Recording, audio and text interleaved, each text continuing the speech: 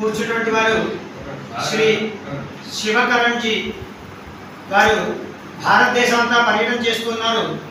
మొదటి పర్యటన 2000 సంవత్సరం నుంచి పర్యటన చేశారు. ఇది రెండవ పర్యటన.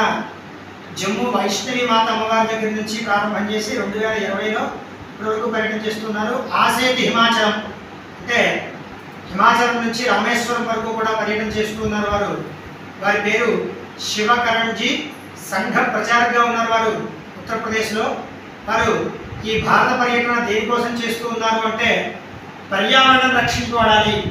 పర్యావరణాన్ని అందరూ కేవలం ఉపన్యాసాలు మాటల ద్వారా కాకుండా వాళ్ళు పర్యావరణాన్ని ఆచరణాత్మకంగా రక్షింపబడాలి. అలాగే వృద్ధాశ్రమాలు తగ్గాలి. వృద్ధాశ్రమాల్లో హిందువుల యొక్క పెద్దవాళ్ళు మాత్రమే అక్కడ ఎక్కువ ఉంటున్నారు. అటువంటి పరిస్థితి భారతదేశంలో ఉండకూడదు.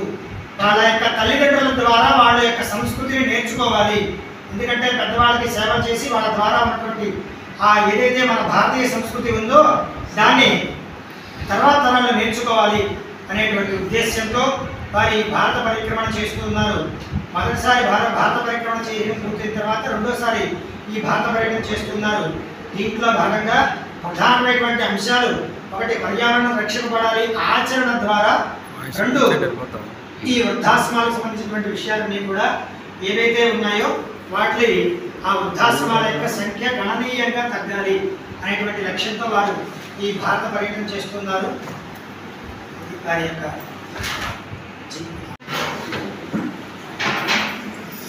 आपका जो मानव समाज के बीच में एक पृथ्वी का प्राप्ति के द्वारा आयुक्त नियुक्त किया हुआ ये मानव रक्षक एक चक्रवर्ती राजा है जो प्रत्येक दिशाओं का, जो हमारे महापुरुष रहे।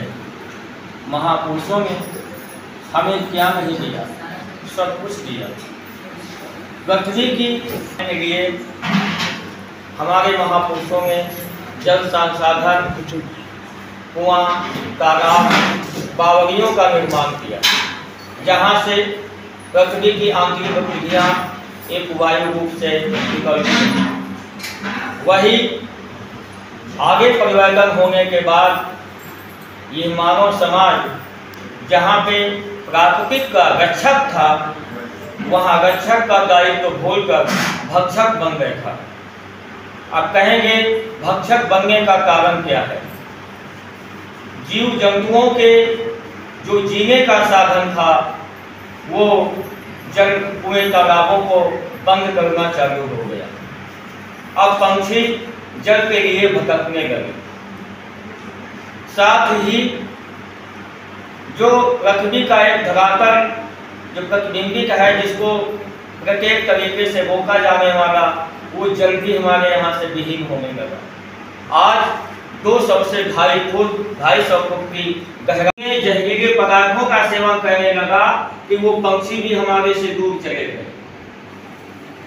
सबसे पहले आज हम लोग ये आधुनिकता के इलेक्ट्रॉनिक में देखिए कि आज हमें ये पंखों का सहारा लेना पड़ रहा है।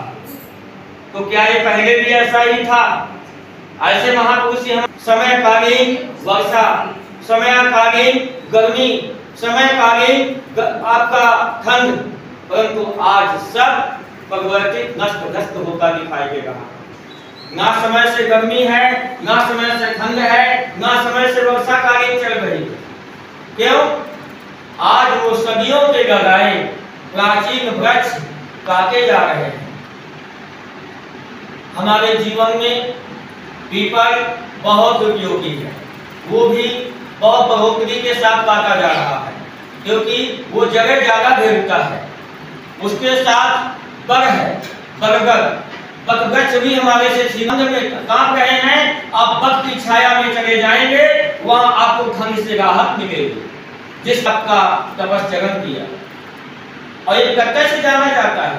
परंतु आज देखें, आपको शिक्षा के बीच में आप समझें कि पहले के जो पथ होते थे वो जरूर एक कच्चे होते थे, मिट्टी से बने होते थे।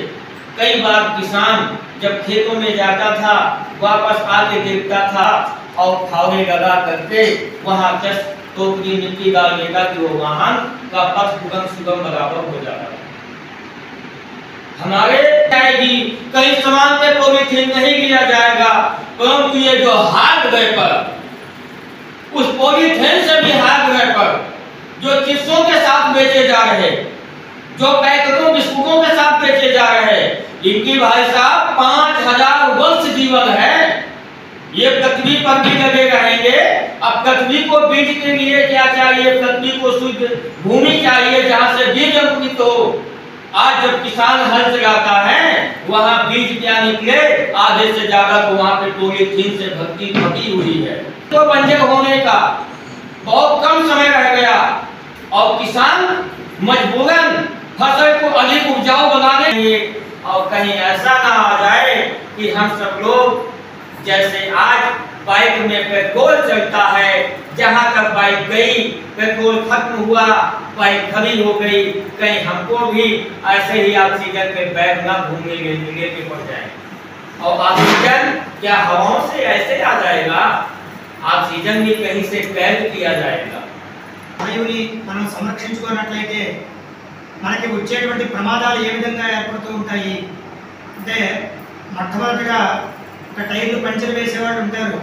మనకి బండికి పంచర్ అవుతుంది, ఆ పంచర్ దగ్గరికి తీసుకెళ్తే దానికి పంచర్ వేసేటప్పుడు దాంట్లో గాలి నింపడానికి ఒక యంత్రం ద్వారా దాంట్లో గాలి నింపుతాడు. ఆ నింపేటువంటి దానికి ఇంత ఖర్చు అని మనం ఇస్తాము. అంటే కేవలం ఒక టైర్లో గాలి నింపడానికే ఇంత ఖర్చు మనం ఇవ్వగలుగుతున్నాం అంటే, మన జీవితం ఇంత వాయువుని మనం పీల్చుతున్నప్పుడు దాన్ని పరిరక్షించుకోవాల్సినటువంటి బాధ్యత మన మీద ఎంత ఉంటుంది. అలాగే ఇటువంటి వాతావరణాన్ని మనం కోరుకుంటూ ఉంటాము. అలాగే మనం చేసేటువంటి పనుల యందు చక్కగా ఆక్సిజన్ని వాటిని పీల్చుకుని మనం మంచిగా ఉండాలని ఇంటికేవో తోరణాలు ఇలాంటివి కట్టుకుంటూ ఉంటాము. అంటే ప్రతి పనికి మనకి తెలియకుండానే వాయువు మనకి సహకరిస్తూనే ఉంది.